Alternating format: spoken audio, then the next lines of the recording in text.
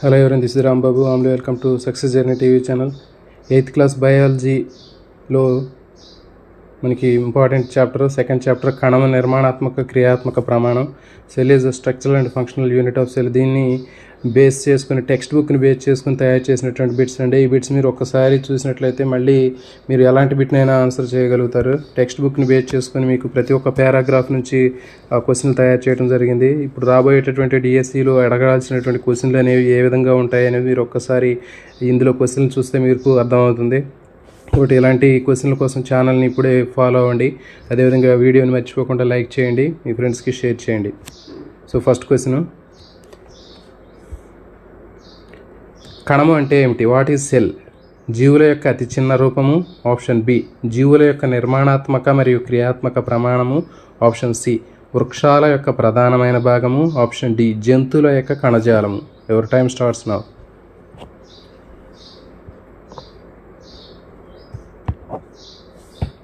దీనికి సరైన సమాధానము ఆప్షన్ బి. జీవుల యొక్క నిర్మాణాత్మక క్రియాత్మక ప్రమాణము కణము. Cell is the structural and functional unit of life. Next question number 2. కణాన్ని కనుగొన్నది ఎవరు? Who discover the cell? కణాన్ని ఎవరు కనుక్కున్నారు? Robert Hooke. Option B.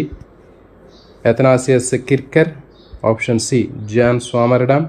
Option D. Anton van Leeuwenhoek. Your time starts now.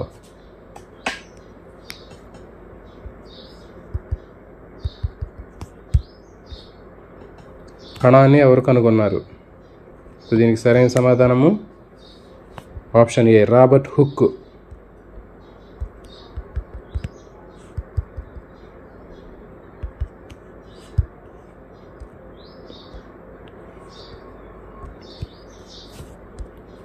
Next question number 3. Robert Hooke ఏ సంవత్సరంలో కణాన్ని కనుగొన్నాడు? In what year did Robert Hooke discover the cell? Option A 1665. Option B 1674. Option C 1702. Option D 1632. ఎవరి time starts now.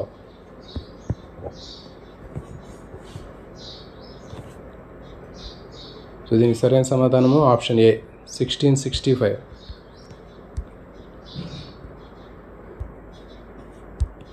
Question number 4. Robert Hooke దేన్ని పరిశీలించి కణాన్ని కనుగొన్నాడు? What did Robert Hooke observe to discover the cell? Option ఏ వేరు యొక్క మొక్క యొక్క వేరు, a plant's root. Option B కలప మొక్క, a piece of wood. Option C బెండు మొక్క, కార్క్. ఆప్షన్ డి నీటి బిందు, a drop of water. Your time starts now.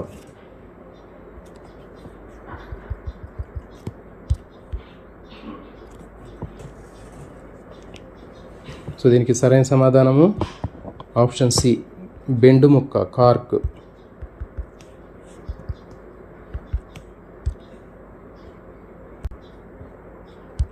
Question number 5. Antony van Leeuwenhoek వేటిని కనుగొన్నాడు? What did Antony van Leeuwenhoek discover? Option A bacteria మరియు yeast. Option B మొక్కలు కణాలు, plant cells. Option C జంతువుల కణాలు. Option D వైరస్లు. ఎవరి time starts now. So దీనికి సరైన సమాధానము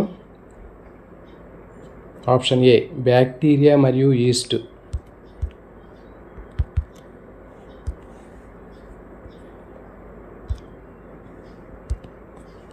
క్వశ్చన్ నెంబర్ 6. కణాలు కనుగొనడానికి రాబర్ట్ హుక్ ఉపయోగించిన పరికరం పేరేమిటి? What was the name of the instrument Robert Hooke used to discover the cell? Option A microscope. Option B telescope.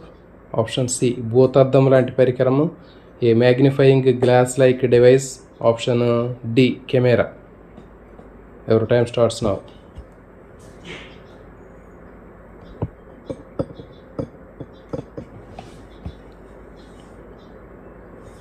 దీనికి సరైన సమాధానము ఆప్షన్ సి భూతద్దం లాంటి పరికరం, a magnifying glass like device.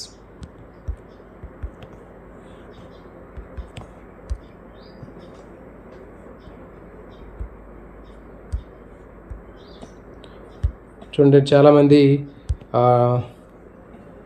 Microscope అని పెడతారు, కానీ మైక్రోస్కోప్ అతను కనుక్కోలేదండి. కేవలం అతను దేంతో చూసాడంటే తాను తయారు చేసినటువంటి ఒక భూతద్దం లాంటి పరికరంతో, మ్యాగ్నిఫైయింగ్ గ్లాస్ లైక్ డివైస్ తోటి అతను కణాలు కనుక్కోవడం జరిగింది. Next question number 7. కణము ఎక్కడ ఉంటుంది? Where are cells found? Option A సజీవుల్లో, ఆప్షన్ బి నిర్జీవుల్లో, ఆప్షన్ సి రెండిట్లోనూ, ఆప్షన్ డి ఏది కాదు. In living organisms, in non living things, in both, option D none of the above. Your time starts now. So దీనికి సరైన సమాధానము option ఏ సజీవులు. Living థింగ్స్లో మాత్రమే కణాలు అనేవి ఉంటాయి.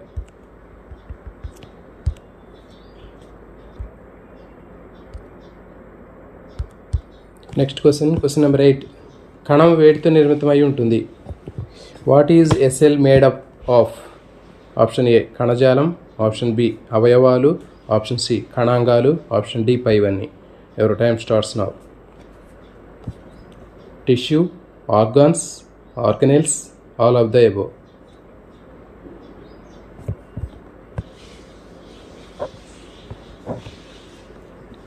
సో దీనికి సరైన సమాధానము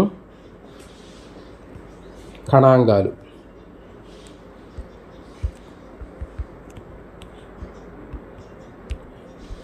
చూడండి, కణాంగాలు కలిసి కణం తయారవుతుంది, కొన్ని కణాలు కలిసి ఒక కణజాలం తయారవుతుంది, కొన్ని కణజాలాలు కలిసి ఒక అవయవం తయారవుతుంది, కొన్ని అవయవాలు కలిసి ఒక అవయవ వ్యవస్థ ఏర్పడుతుంది, కొన్ని అవయవ వ్యవస్థ కలిసి ఒక జీవి అనేది ఏర్పడుతుంది. సో కాబట్టి ఈ విషయాన్ని గుర్తుపెట్టుకోండి. Question number 9. కణం యొక్క అధ్యయనం కోసం వేటిని ఉపయోగిస్తారు? What is used to study cell? X-ray, option B CT scan, option C సూక్ష్మదర్శిని, ఆప్షన్ డి ఏది కాదు.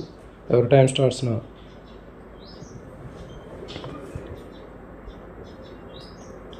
దీనికి సరైన సమాధానము ఆప్షన్ సి సూక్ష్మదర్శిని. మైక్రోస్కోప్ని మాత్రమే ఉపయోగిస్తారండి. కణాన్ని అధ్యయనం చేయడానికి అక్కడ ఉన్నటువంటి వాటిలో కేవలం సూక్ష్మదర్శిని మాత్రమే, మైక్రోస్కోప్ మాత్రమే ఉపయోగపడుతుంది, మిగిలినవి యూజ్ అవ్వవు. Next question number 10. సూక్ష్మదర్శిని ఎవరు కనుక్కున్నారు? Who invented microscope? Option A ఒక నిర్దిష్టమైన వ్యక్తి కాదు, అందరూ, option B Robert Hooke, option C Antony van Leeuwenhoek, option C Athanasius కిర్కెర్.